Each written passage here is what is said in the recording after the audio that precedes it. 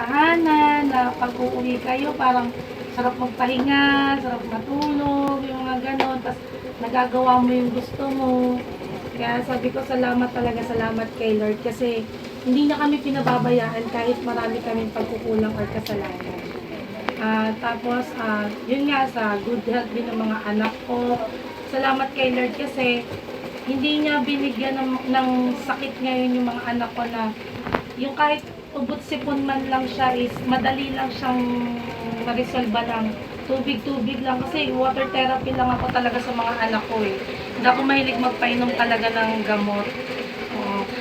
Awa naman talaga ni Lord na gumagaling siya kakatubig lang. Tapos yun, sa buhay namin, tsaka sa kalakasan namin mag-asawa, sa trabaho namin, blessed kami kasi na nagagampanan namin mag-asawa yung pangangailangan ng mga anak namin.